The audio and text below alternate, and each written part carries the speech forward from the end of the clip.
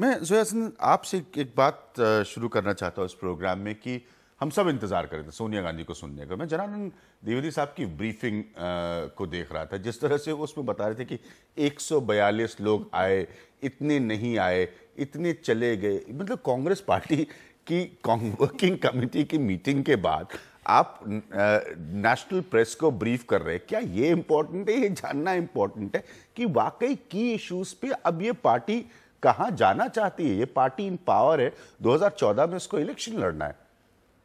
मेरे ख्याल में आप बिल्कुल सही कह रहे हैं कि उनका जो पूरा जोर था वो नंबर्स पे था कि कितनों को आमंत्रित किया गया, कितने वहाँ मौजूद थे।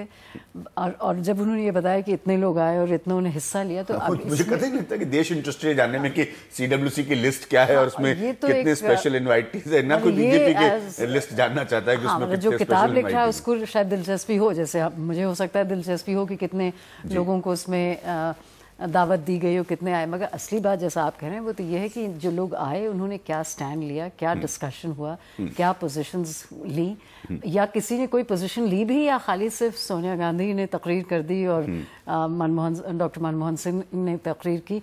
देखिए कांग्रेस में जो एक बड़ा मसला जो है जो बहुत सालों से है वो यही है कि जो जिस तरह के इंटरनल डिबेट और डिस्कशन होना चाहिए वो होता नहीं है। तकरीरें होती हैं मगर जो डिस्कशन, डिबेट, डिफरेंसेस और उनको कैसे सॉर्ट आउट किया जाए वो बहुत कम होता है। और दूसरी बात जो है वो ये कि ये जो मीटिंग हुई ये बहुत अहम मीटिंग थी क्योंकि जिस वक्त पे हो रही है जब कांग्रेस एक तरह से चारों तरफ से घिरी हुई है, बहुत से मसले हैं, इकोनॉमी में सीरियस क्राइसिस है, इन्फ्लेशन है, अपोजिशन में एक तरह की यूनिटी और एनर्जी आ गई है।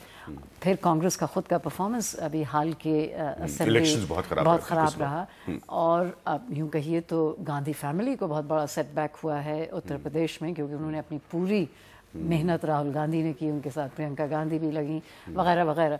उसके बावजूद कांग्रेस का बहुत ही ख़राब प्रदर्शन रहा। तो अब ये सब देखते हुए अब उन्होंने एक कमेटी भी बना दी।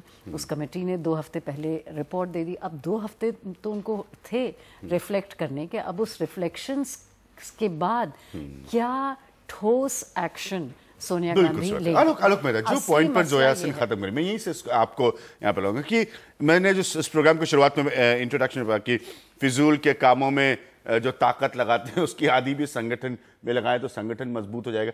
पॉइंट ये है कि एक्शन प्लान क्या है? एक्शन प्लान आप यहाँ से क्या लेकर जाना चाह रहे हैं? एक काउंटर अटैक प्राइम मिनिस्टर कर दें अन्ना और रामदेव पर, मेरे ओपिनियन में उससे अन्ना और रामदेव को ज्यादा इंपॉर्टेंस मिलती है बजाय कि प्राइम मिनिस्टर का अपना पॉइंट कन्वे होता है। लेकिन एक्चुअल एक्शन प्लान क्या है? देखिए अभियान जी, मेरा ऐसा मानना है कि ये ठीक है कि सोनिया गांधी इस तरह से वर्किंग कमेटी के पास भी कम जाती हैं। बहुत दिनों बाद बैठक हुई, एक्सटेंडेड वर्किंग कमेटी थी, डिबेट का पॉइंट था। लेकिन होता क्या है कि ये जो पिछली मीटिंग में अभी आप यदि मिनट्स निकालेंगे अपने उसमें जाकर के रिकॉर्ड में तो मिलेगा उन्होंने कहा था भाई संगठन के लिए आप लोग जाइए, बाहर निकलिए। तो बार बार हैमर करना पड़ रहा है और जो आक्रामक तेवर पार्टी में नहीं है और सरकार में भी नहीं है। देखिए सरकार को डिफेंड करने के लिए खाली सोनिया जी या प्राइम मिनिस्टर खुद डिफेंड करें, पार्टी में वो लखनऊ में कि भोपाल में कि पटना में, रांची में जिस तरह से आक्रामक तेवर होना चाहिए वो पार्टी में क्यों नहीं दिखाई देता। आप यदि देखें कि इतनी बड़ी लिस्ट है बोलने के लिए, लेकिन कुछ चुनिंदा लोग सामने आ पाते हैं क्योंकि और यही मैसेज मेरा ख्याल है सोनिया गांधी देना चाह रही है। अब बताइए रामदेव और अन्ना हजारे के लिए आज करने के बजाय पहले कुछ मंत्री हैं जो राय देते रहे जी उनके पैर छू लीजिए, उनको सलाम कर लीजिए, और आज ये तेवर सोनिया गांधी के प्राइम मिनिस्टर आप वही बाबा रामदेव को मैं अब या तो मुझे आर्काइव से ढूंढकर वो तस्वीरें लानी पड़ेगी। आपके 4 मिनिस्टर्स उनको एयरपोर्ट पर रिसीव करने आते हैं। अब आप कह रहे हैं कि नहीं वो रामदेव के खिलाफ जो है हम टफ स्टैंड लेंगे, या साजिश है। आप हम इसी स्टूडियो में अभियान जी इतनी बार आपके तो लगातार शो हुए हैं कि किस तरह से षड्यंत्र पहले भी मालूम था, क्यों नहीं सरकार ने उनके खिलाफ कदम उठाए। इन्फोर्समेंट यदि गलत काम यदि मान लो बालकृष्ण ने किया, अभी तक बालकृष्ण के खिलाफ कोई बड़ी मेजर चीज नहीं हुई। आज सर्विस टैक्स का मामला अचानक निकला, कह रहे साहब सोनिया जी ने कह दिया, शाम को आपकी रिपोर्ट में आएगी service tax.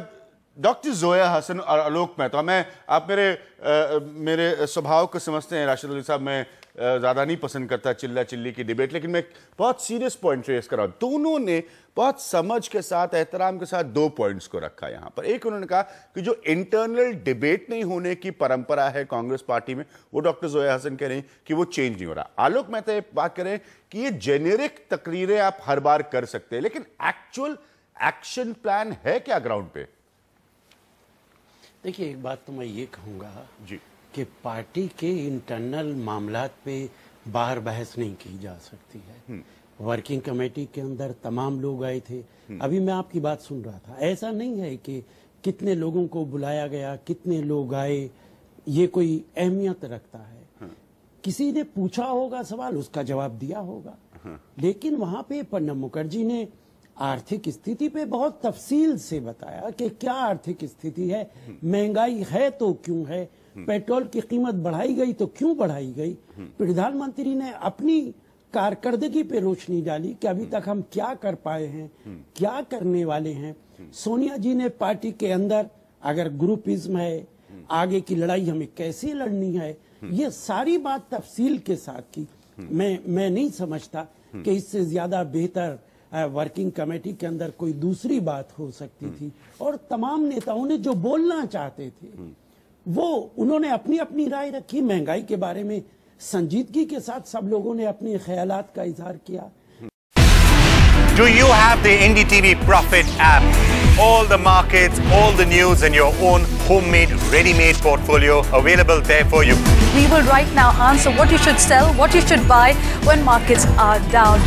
Download at ndtvprofit.com/apps. Get the best app from the channel you trust.